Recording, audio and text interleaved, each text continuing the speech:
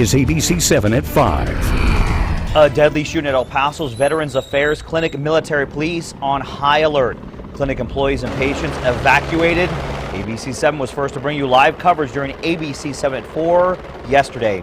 Our complete coverage of the tragedy continues right now with new information. Good afternoon and thank you for joining us. I'm Rick Cabrera. And I'm Estela. Casas. Good afternoon. Within the last 2 hours, we learned the name of the psychologist killed and the name of the Army veteran accused of killing him.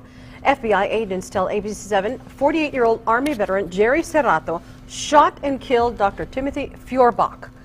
We learned the doctor had previously reported Serrato as a threat. Straight ahead, we'll share the latest on the FBI investigation, take a look at security at William Beaumont Army Medical Center, and share information the I-team uncovered about wait times at the VA clinic. But we begin today with a Storm Track Weather First Alert. ABC-7's Dr. Dave Spielman is standing by. This is a live look outside. You'll see only on ABC-7, courtesy of the exclusive ABC-7 Mountain Cam Doppler. Yeah, the cold front, this Arctic front blasted through here just after lunchtime today. And boy, you really felt that. The cold air came pouring in here. The winds began to crank up. And we're certainly dealing with some wind chill factors as we speak. Let me show you what's happening right now with that front. Again, that front came in from the northeast and the east. And it continues to make progress towards the west. Very cold air accompanying that cold front along with some strong winds. There's some of the weather alerts we're dealing with. Wind advisory, that will be mainly on the west side of the area mountains. Talking about Las Cruces, really kind of just along Interstate 25 down to 10 and points to the west. That wind advisory is until tomorrow morning at 5 o'clock. And we're going to have wind chills eventually later on tonight into the overnight hours in the teens for many of us. Also, we have a winter weather advisory until 10 o'clock tomorrow morning. Maybe some freezing rain, some sleet, some icy spots, maybe a little black ice tomorrow morning on some of the roadways. But we'll talk all about our changing weather. And that first alert, it's coming up. Doppler, thank you. FBI agents are shedding new light on Tuesday's deadly shooting at the VA clinic. ABC-7's Pilar Arias was at a news conference today. She begins our complete coverage live with new information. Good afternoon, Rick. Even though we learned more about the shooter and the victim, Dr. Timothy Feuerbach, we still don't know the relationship between the two. We do know that Serrato worked at the VA for a short time in 2013, but when we asked if the two had a working relationship, we couldn't get that confirmed. Now, Dr. Feuerbach was shot on the 4th floor of the VA facility yesterday, and Serrato took his own life on the 3rd floor. Serrato had extra clips for his firearm, which was a .380 caliber. Officials also found a mace gun in his car at the facility and a loaded shotgun at his home. Now take a listen to the Special Agent Douglas Lindquist from the FBI about Feuerbach's work. On the 9/11 attacks, took it upon himself to leave private practice, a very successful private practice that he had, and moved on to specifically treat and work with returning military veterans. And he chose to do that on his own. And I talked to the family myself, and I made my commendation to his brother, and just said this was a tremendous thing that he had done in service of our veterans returning from the war zones.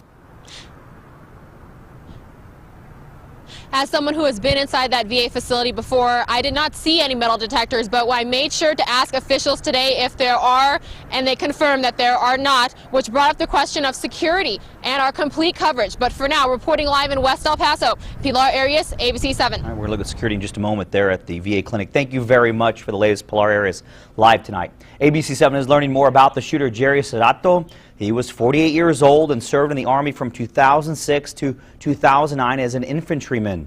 Serrato served in Iraq in between March and July of 2007. He joined the Army after previously serving in the Ohio National Guard in the 1980s. ABC-7's Ashley Rodriguez spoke with Jerry Serrato's neighbor, Mario Montes. He's an instructor at Fort Bliss's Sergeant Major's Academy. He says he's very familiar with PTSD and feels this was a case of it. Montes tells us Serrato had a lot of anger issues and spoke frequently of Dr. Feuerbach, whom he blamed for his firing at the VA clinic. ABC-7 is also learning more about the victim. Dr. Timothy Feuerbach was 63 years old, a psychologist with 33 years experience. According to FBI investigators, Fjordbach left behind a very successful private practice, as you just heard from Pilar, to work with soldiers who were returning from war after 9/11. He specialized in mental and behavioral health. As for his family, we know Dr. Fjordbach was divorced, no children by that marriage. ABC-7's Luke Liddon spent the day tracking people who were inside the clinic when the shooting happened, and today he spoke with Crystal Valverde, a war veteran who had an appointment at the VA yesterday. She says she was inside the building and was shocked to hear a woman screaming, quote, "He has a gun." When you walk in, you can hear that lady screaming.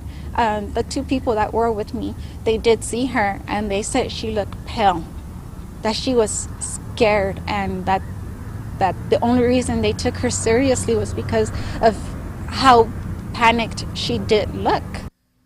Valverde says she and other people hiding in the room with her immediately called others they knew inside the building to warn them about what was happening. We'll share more of her interview coming up on ABC7 at 6 o'clock. And the VA clinic in East El Paso was seeing patients today. An ABC7 photographer stopped by the office, which is inside a Sierra Providence complex at Traywood and Lee Trevino. It looks like this East Side office was not overwhelmed with patients. Our photographer was asked to leave, but was able to record these images of the waiting room where he spotted 5 people. And our New Mexico mobile newsroom stopped by the VA clinic in Las Cruces. We weren't allowed inside, but did see 2 people waiting for an appointment. Employees told us it was business as usual. Today we're learning more about security measures surrounding William Beaumont and the VA, including who is in charge of security for the gates and the VA itself. ABC7's Darren Hunt spoke with Fort Bliss officials today. He's live outside the medical center with new information. Darren? Ricka, there's only 2 gates where you can access Beaumont and the VA. Now, this is one of them located off of Alabama Street near the entrance to McKilligan Canyon. The other gate, which you see coming up here, is located off of Fred Wilson Road at Lazier. It's unclear which one of these gates the shooter used to enter the hospital complex. Both gates into Beaumont and the VA are staffed by either private security, military personnel, or both, according to Fort Bliss. However, the VA itself has its own police, which I've been told by several sources went through a changeover in the past few months. I called VA officials today to learn more about their security, but I have yet to hear back from them. I can tell you signs posted outside the 2 gates to Beaumont and the VA make it clear you are subject to a possible search, and no guns are allowed inside the installation. All those gates are manned by the Department of Emergency Services, government employees, and augmented by Fort Bliss soldiers. Okay, so you have soldiers there and, I guess, hired security. Is that what that is?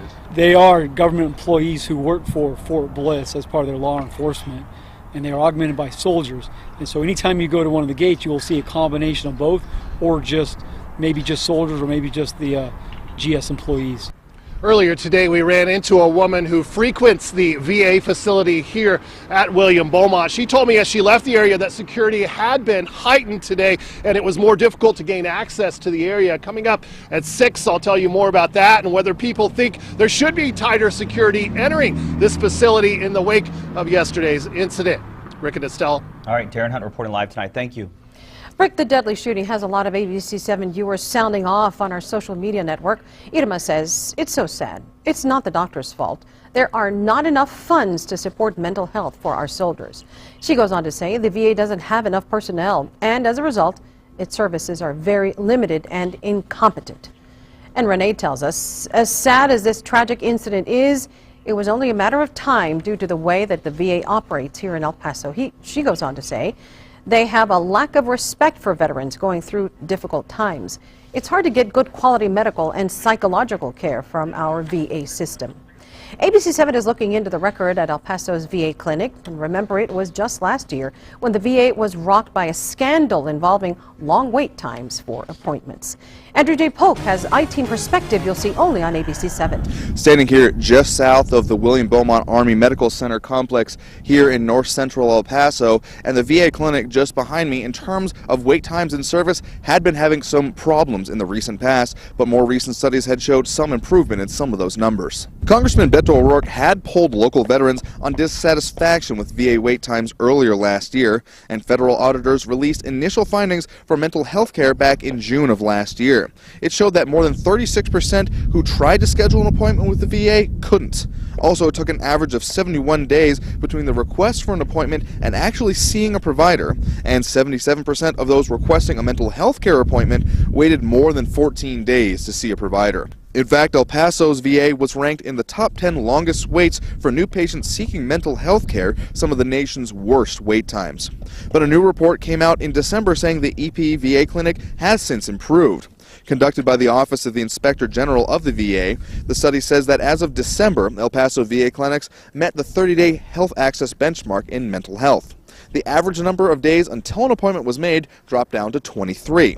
It also found that 9 out of 10 new patients seeking care with a psychiatrist or psychologist waited 30 days or less for an appointment. Even with that improvement, the report states that while, quote, the number of clinical providers was sufficient to provide timely access to care, many don't spend enough time on direct patient care, particularly for mental health. It also states, quote, doctor productivity at the El Paso Veterans is lower than at other VA facilities in the areas of psychology, among others. The VA clinic here at William Beaumont Army Medical Center remained closed Wednesday, though we did meet some veterans here for appointments that didn't get the message. Andrew J. Polk, ABC 7.